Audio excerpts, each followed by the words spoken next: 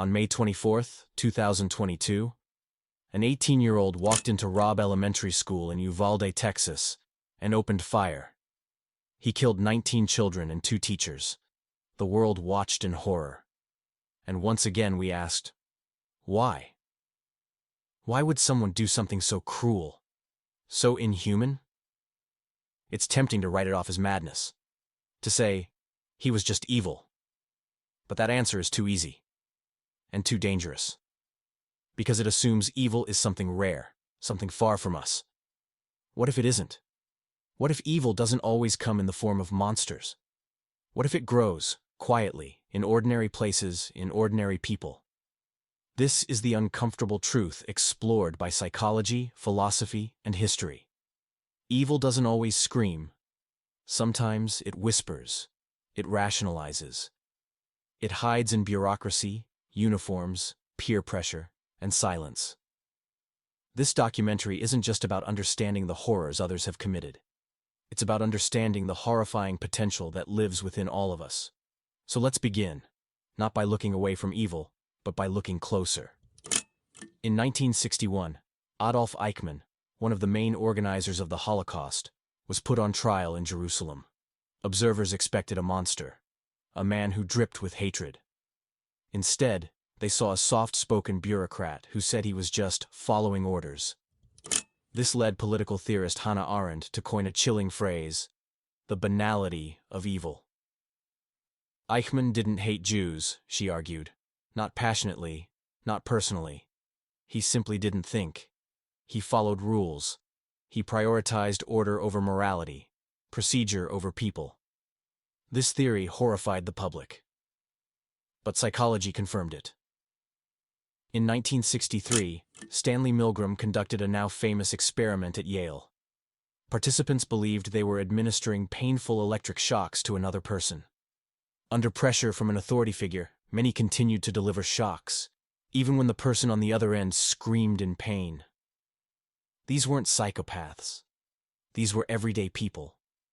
Teachers, clerks, fathers, mothers. The conclusion? Under the right conditions, ordinary people will commit extraordinary cruelty. And often it's not because they hate, it's because they conform. Psychologist Philip Zimbardo's Stanford prison experiment showed this even more clearly. Randomly assigned as guards, students quickly began abusing their fellow students, assigned as prisoners. The takeaway was brutal. Put good people in a bad system, and many will do bad things. Evil isn't always about ideology. Sometimes, it's about the situation. Carl Jung, the Swiss psychiatrist, believed that within every person lies a dark, unconscious side, the shadow. The shadow holds all the parts of ourselves we deny.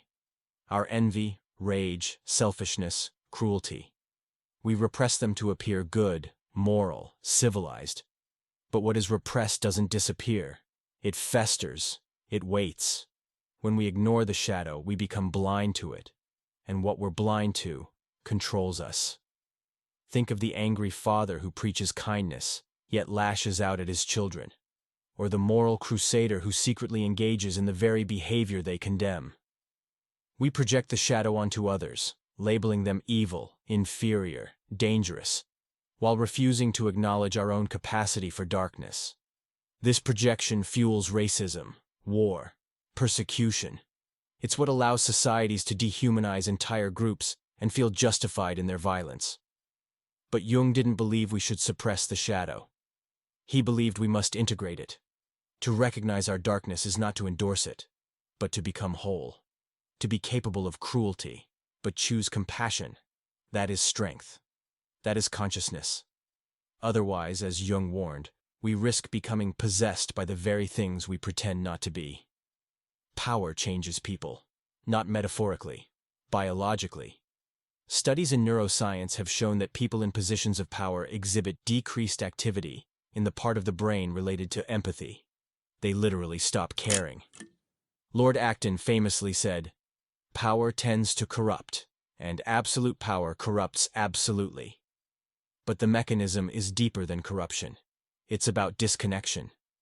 When people feel invincible, untouchable, they stop seeing others as equals. They make decisions from a distance. And distance, emotional and physical, makes cruelty easier. This is why totalitarian regimes don't just rely on one evil leader. They build entire systems designed to detach people from moral responsibility. Censorship, propaganda, fear. People are taught not to think, just obey, just survive. Evil becomes bureaucratic, routine, normalized. In Nazi Germany, it wasn't just the SS, it was teachers, doctors, railway clerks. People whose job was simply to look the other way, or worse, to make the system run smoothly. And it's not just in history books. From the Rwandan genocide to the prison camps in North Korea, from corporate scandals that destroy lives to online mobs that harass and dox. Systemic evil thrives where there is hierarchy without accountability, power without empathy. But it's not invincible. Systems can be resisted, but only by people willing to see and to act. Now we arrive at the most uncomfortable part of this journey. Not the acts committed by others, but the confrontation with ourselves. It's easy to draw lines. Us versus them. Monsters versus victims. Good people versus bad actors. But what if the truth is more complicated?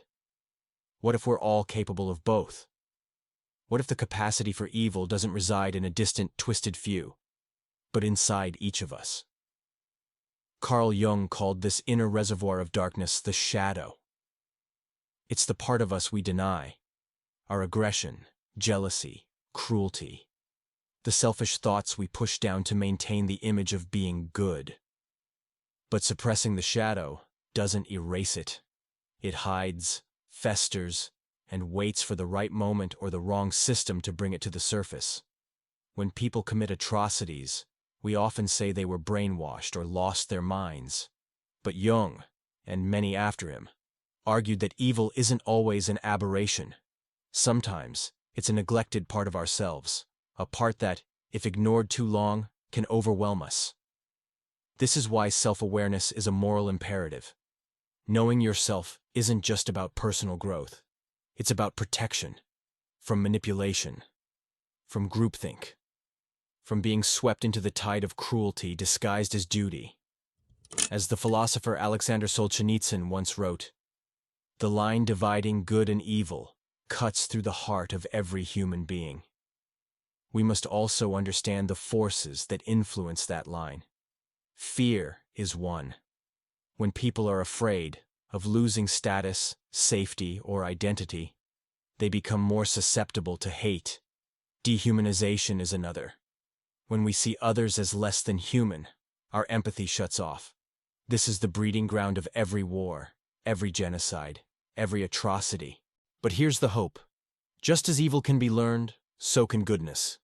Acts of moral courage, resisting group pressure, standing up for the vulnerable, choosing compassion over cruelty, are not born from superhuman strength. They're practiced, rehearsed, chosen, again and again. Think of Oskar Schindler, who used his position inside the Nazi regime to save over 1,000 Jewish lives. Or Irina Sendler, who smuggled children out of the Warsaw Ghetto.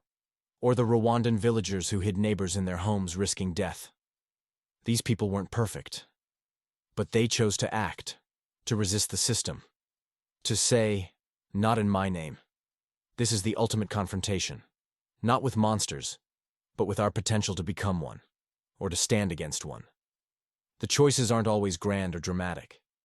Sometimes they're small, speaking out, refusing to follow orders, refusing to laugh at a cruel joke, choosing empathy in a moment where cruelty would be easier. We can't erase evil from the world, but we can recognize its patterns, resist its systems, understand its psychology, and most importantly, we can face the abyss within ourselves and choose to step back. Because if evil is ordinary, then so is goodness. It's not about being a hero. It's about being human, fully, consciously, and courageously.